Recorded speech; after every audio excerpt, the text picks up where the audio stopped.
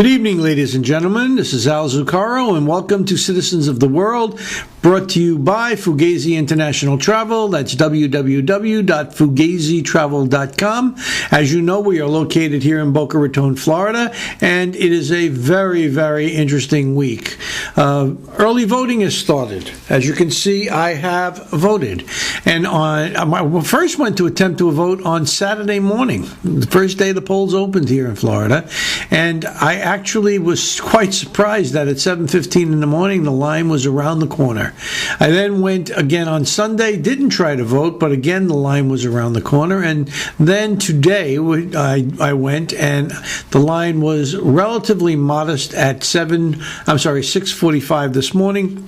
I waited through, and I was out the door at 7:25. So early voting is on. I appreciate the fact that it is, and I encourage all of you to go out and to vote early so that we can get a sense of where this election is going, particularly with the storms that are coming onto the East Coast, and we really are very concerned about the effects of those storms on some 50 to 60 million people.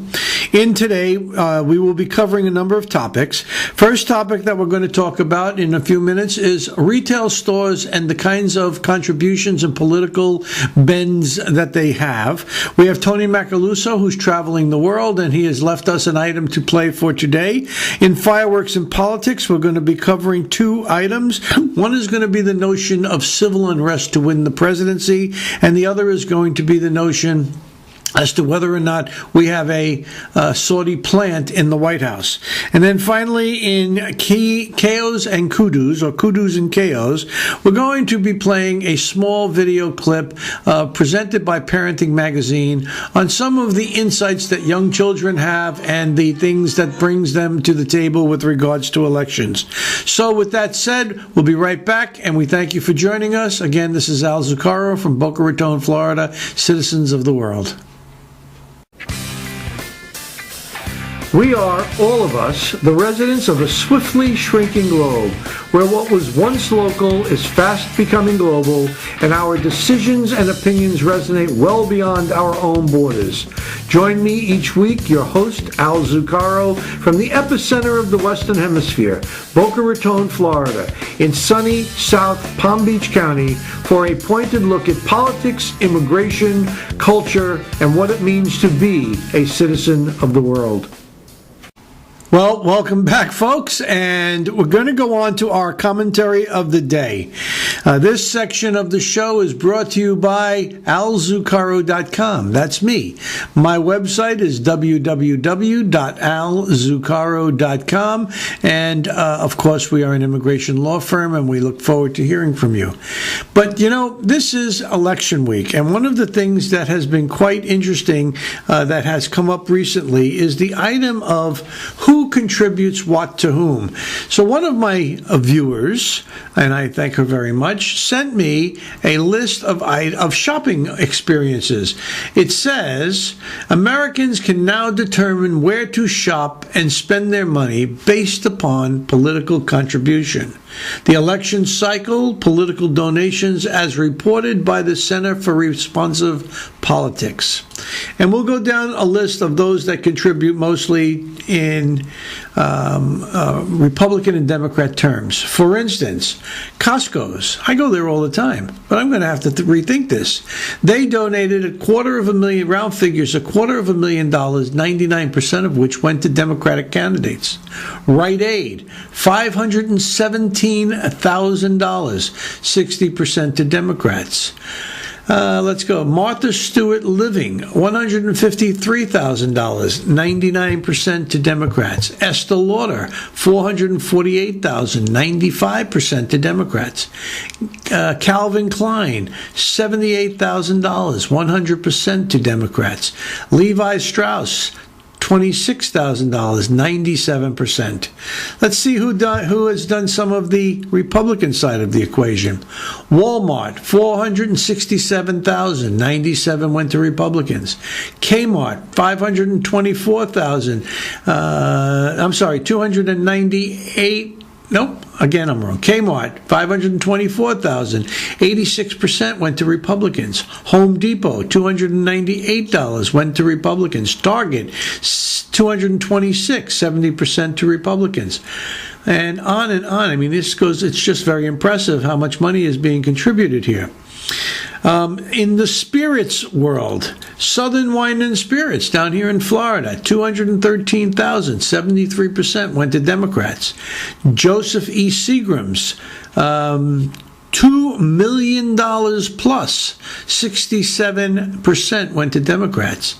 Gallo Wine, 337, 95% went to Democrats. Coors and Budweiser, 174, 92% went to Republicans. And let's go on a little bit to the food markets. Sonic Corporation, wow. $83,000, 98% to Democrats. Pilgrim's Pride, $366,000, 100% to Republicans. Let's see, we're at Waffle House, $279,000, 100% to Republicans. McDonald Corporation, $197,000, 86% to Republicans. Darden Restaurants, Red Lobster, Olive Garden, Smoking, 89% to Republicans. I think you're getting the gist of my comments. You can use some of this perhaps as a measuring tool for where and why you'll shop. At any rate, that is my commentary for the day. Shopping is a political experience. And when we come back, we'll be back with Tony Macaluso and his comments with regards to real estate and the investments in real estate here in the United States. Thank you very much, folks. We'll be right back. Thanks, Al. Citizens of the world, this is Tony Macaluso, international realtor and educator. Today I'm going to focus on something that's right in our backyard. Panama. Panama City, 1.1 million population just in that one city alone. The canal is about 70% of their gross domestic product. About 15,000 vessels a year go through there. About 300 million tons of goods that go through the canal. And, of course, they've got logistics, maritime services, and a lot of hospitality that goes on. But it's been the focus of a lot of U.S. residents who are looking for an alternative second home, maybe even with the potential of going there during their golden years when they retire. Because they've instituted a pensionado program which gives discounts for everything you can think of. If you're going to be a retiree and you just have to prove a modest amount of steady income, and you're going to be welcome there, they're going to give you the kind of pass, if you will, to have you come and go out of the country anytime you want to go back and visit your grandchildren. So they've made it very easy in terms of immigration as well. There's going to be a major change, however, in Panama, and the change is going to be very much for the better.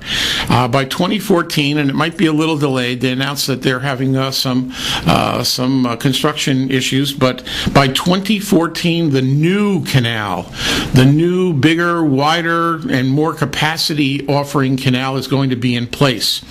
And what they've done is very clever. They took an old U.S. Air Force base at the southern end of the canal on the Pacific side, and they transformed it into an economic center called Panama Pacifico. The Panamanian government and World Bank has kind of backed this entire project. It is an industrial project, office project. It's going to have 20,000 new homes there. It's going to create about 40,000 Panamanian jobs. There's going to be hospitals there as well as education and communication hubs, and 100 million square feet of commercial space. It's a free trade zone to catch the stuff that's coming in on the Pacific side so that people can bring their goods in and then transport them to a third country without any impacts in terms of tariffs. Now, on the other side, which is the Gulf of Mexico, on the Atlantic entrance they have formulated something called the Colon, C-O-L-O-N, free trade zone. This is another 1,000 acres or so of warehouse and shipping and distribution centers. And again, it's for imports and re-exports. About 2,500 companies presently are in the area with about $16 billion worth of gross volume in terms of goods. We're talking about 250,000 buyers that come there to do their business. And the exports and re-exports, of course, contribute to a significant amount of logistical jobs which can employ a lot of Panamanians. Now, it's going to change the dynamics for all of us. Right now, Venezuela would love to export their oil to Asia, but after going around the entire continent of South America to get it over to the Pacific is too costly, and so there's no bargains available there. However, when these new tankers are going to be able to traverse the Panama Canal, they're going to come right up from Venezuela, straight across the canal, and they're going to have access to all those Asian markets, which I'm sure it is good for the Asians. What's also good for the Asians is all the manufactured goods that we get from Korea, that we get from China, Taiwan, and such, all end up on the west coast of the United States, even though their markets may be on the east coast of the United States. Well, now, those ships are going to be able to go through the Panama Canal and up the east coast of the United States, and of course, the first ports they may hit may be right here in Florida, but they're going to take their goods and not have to transfer them to a ship or a smaller ship or even to rail or overland trucking to get their stuff into the markets up in the Northeast. So what else is going to happen? Cruise ships are going to be able to navigate in through the canal that presently can't fit because they're too big. Now, what's it going to mean for Florida? Here's the first part it's going to mean. Our Florida ports are going to get a whole lot more business. Miami presently is in the process of dredging out their ports to accommodate these huge ships, these huge container ships and such. We have Jacksonville, we have Miami, we have Fort Lauderdale, Tampa, maybe even Pensacola might have a resurgence as well. Now, we're not the only ones. I'm sure Savannah and New Orleans are gearing up for the same thing, but this will change the dynamics of commerce, and Panama is going to be the place to invest both short and long term, without a doubt in my mind. Signing off for Citizens of the World, this is Tony Macaluso. Have a great day.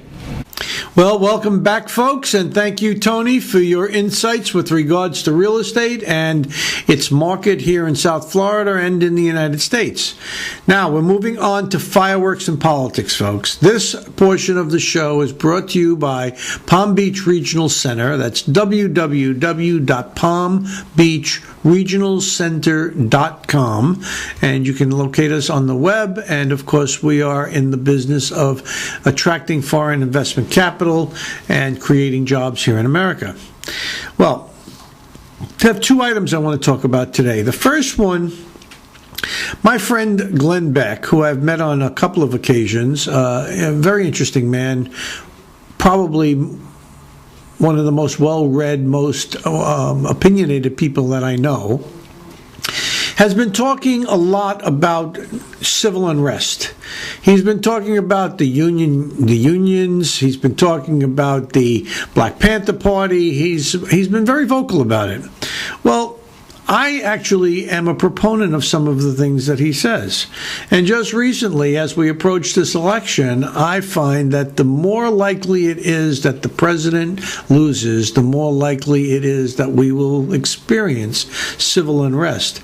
So today, we're looking at a website called Visions to America, and there is a question that's being asked on that website, and that would Obama incite civil unrest to win? And the article goes on to talk about, is the president willing to incite civil unrest to win re-election? As we have been encouraged to wear our dog whistles, I don't know what that means, one can hardly be blamed for wondering. Worse yet, we know the answer. He's already doing it. And it then goes on to talk about his recent comments in Rolling Stone magazine, where he called Mitt Romney a bull, blah, blah, blah, blah, blah, and cast him in an angry manner. And the suggestion is that he did that purposefully. Well, I have to tell you, when I looked this up originally, there were over... Well, here's the quote that he said. You can choose to turn the clock back 50 years for women and immigrants and gays. Or in this election, you can stand up for the principle that America includes everyone. We're all created equal. Black, white, Hispanics, Asians, Native Americans, gay, straight, disabled. No matter who you are, no matter what you look like, no matter where you come from or who you love, America, you can make it if you try. That's the president's comment. But he says it in such an angry way. Well, when I looked this up, there were 108 comments, and the greater majority of these comments suggest that people believe that this president would, in fact, stoop to encouraging civil unrest in a way to win the election.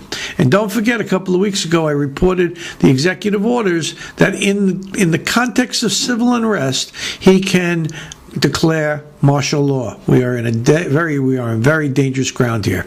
Now, with that said, let's move on to my second item. My second item is a video, actually, by a man by the name of Avi Lipkin. And Avi Lipkin is an author about radical Islam. He's been writing about it for years. And in this article, he explores the possibility of whether or not President Obama is actually a Saudi plant, and uses the incident of President Obama's bowing to the Saudi king as a basis for his theory. I hope you enjoy it as much as I did. In 1995, Avi Lipkin first published his timely book, Is Fanatic Islam a Global Threat? He was one of the first to sound the alarm about the worldwide danger of radical Islam. Avi is an American-born Israeli and has served many years in the IDF, both active duty and reserves. He is in demand as a guest speaker and has appeared in more than 500 churches and synagogues in many countries of the world. He has appeared on hundreds of TV and radio stations worldwide. His wife is Rachel, an Egyptian-born Jewess, who immigrated to Israel in 1969 and who has worked in Israel's radio service in Arabic for the last 25 years, monitoring Arabic language broadcast on TV and radio, as well as in newspapers. In a recent TV interview with scholar Gary Stearman, Avi says Rachel was picking up broadcast for years before the 2008 election, and the Saudis were saying, quote, "We will have a Muslim in the White House in 2008. If this is so, could it be that we have been set up by the Muslim world and perhaps the King of Saudi Arabia? Could this be why Obama bowed to the King of Saudi Arabia in 2009, to everyone's shock? Amazingly, Obama has since bowed to other foreigners, but now we understand that it was possibly to cover his earlier unintended faux pas. In this video interview, Avi Lipkin points out the fact that almost no one knew who Obama was until 2008. He only served in the Senate a very short time, and most of that time was spent campaigning for president, all the while without a legitimate long-form birth certificate listing a hospital and doctor's name. Obama still refuses to reveal that or anything else about his past, a past for which he has spent millions of dollars to conceal. Could it be that Obama's handlers have pulled off the greatest stunt and scam in history? Could it be that they have put an anti-American and Saudi-sponsored Muslim in the White House, thanks to a brain-dead American public and news media, both obsessed with skin color and with an American Idol mentality? Even more shockingly, Avi reveals that on January 19th of 2010, his wife picked up a broadcast on Nile TV from Egypt. She reports that it was a roundtable discussion wherein the foreign minister of Egypt reportedly said that he had a one-on-one meeting with Obama, who swore to him that he is a Muslim. Obama then reportedly explained to him all about his Muslim family background and practices. Then she alleges that Obama said, "I have a problem with some domestic issues, and as soon as I finish with the health care question, you Muslims will see what I will do for Islam regarding Israel." Avi adds, "By the way, it is a commandment in Islam to deceive the infidel, a commandment to lie, to say that he is a Christian when he is not a Christian."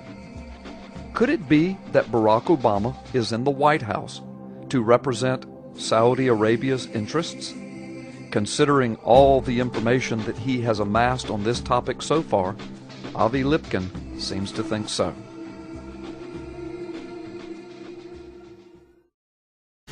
Well, folks, I'm going to end the show today with kudos and chaos. My first thing I want to talk about is I want to talk about Judge K. Michael Moore, who ruled on August 31st that it is unconstitutional to charge out-of-state tuition to Floridians who are American citizens but who are dependent of parents who are illegal immigrants. I have to tell you, the more I look at that case, the more I read the opinion, the more I am absolutely convinced that Judge Moore is right, and that there is these young people that are citizens of the United States born to illegal aliens are no different than you and I, and should be entitled to all the benefits of American citizenship, bar none. And so, with that said, I thought it was interesting to take a look at some of the items that kids have to say. So, I'm going to present for the closing bell of this show tonight. Parenting Magazine recently did a video on kids and their relationship to election politics. And we're going to end tonight's show by showing you that video. It's kind of cute, but it is also kind of serious. We look forward to seeing you on the next show. Thank you very much, folks. Have a good evening, and we'll see you soon. Bye-bye now. I'm Sadie Zillow with Parenting.com. We're at a block party in Brooklyn, and we're going to find out what kids know about the upcoming election. Do you know who the President of the United States is? No. I don't know. Bakuyama. How is the President doing? He's doing good. Why? I don't know. Where is the White House? At the beach. Would you like to live in the White House? Yeah. We lived in there before. Would you like to live in the White House? No. Why not? Because I think my home is special. Which party do you belong to? My dad, my brother, and my mom. Which party do you belong to? What parties are going on? There are two parties going. I can't do this question. How do you vote? When you just get some cardboard. When my parents vote, I go with them and I do it. How old are you when you vote? 4. Would you like to be president one day? No. Would you like to be president? No. Would you like to be the president? No.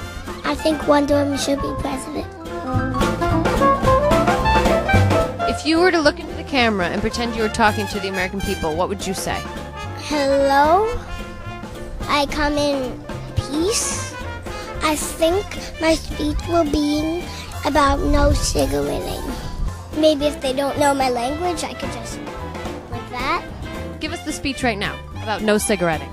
I wish that no one was cigaretting in our life. Who is this man? Barack Obama. Who is this man? I don't know which one that is. Who's this man? The other guy. How about this person? SpongeBob. Who would you vote for of those 3 people? SpongeBob. Who would you choose to be president? If anyone in the world could be president, who would you choose? Eliza. Do you accept your nomination as president? No.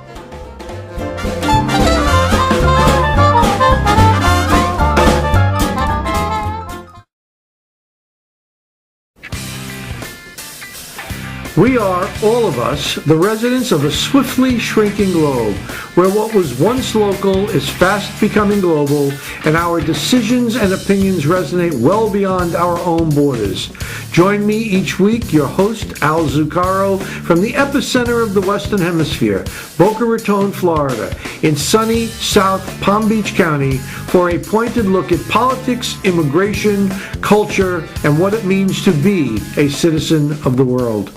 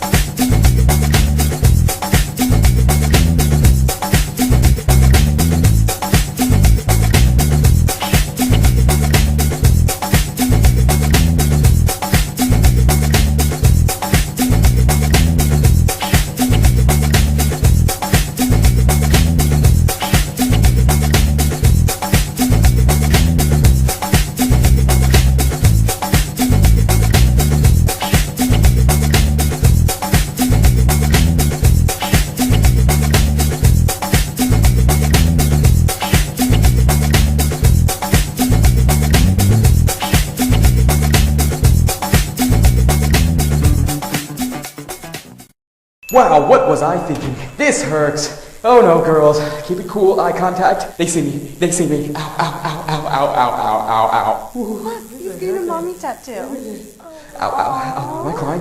I'm not crying. Am I crying? Sweating on the inside? Handle it on the outside with new Speed Stick Power. I love her so much. Aww. Speed Stick. Don't sweat it. Handle it.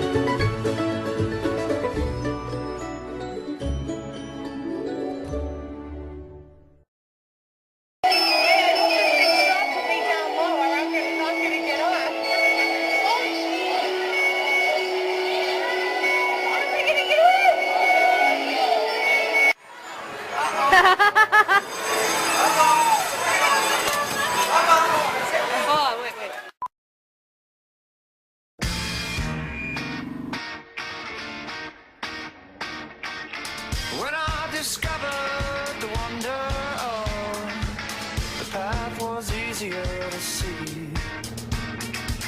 There ain't no other but the one I love. Won't you come deliver me? That's how it starts. That's how it starts. That's how it starts.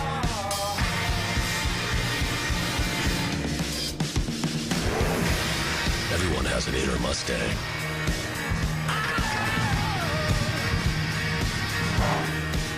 Unleash yours. The new 2013 Mustang.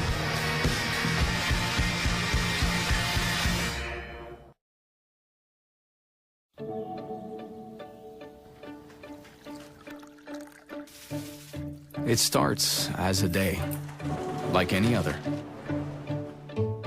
Just a Saturday. Until we start connecting. Over 100 million of us. To turn this day into a movement.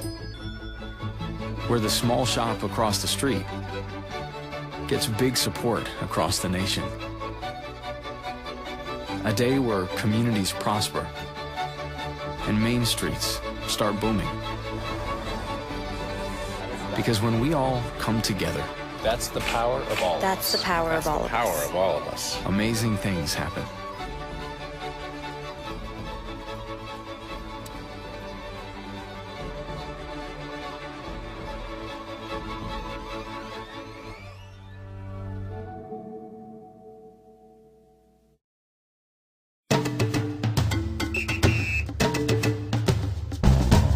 Sometimes I dream that here's me. Got to see that's how I dream to be. I dream I move. I dream I groove. Like Mike, if I could be like Mike. I wanna be like Mike. Like Mike, if I could be like Mike. Be like Mike. Oh, be like Mike. Yeah, I try. Just one day if I could be that way. I dream I move. Dream I groove. Like Mike. If I could be like Mike. I wanna be like Mike. Like Mike. If I could be like Mike. Oh, be like Mike. Like Mike. If I could be like Mike.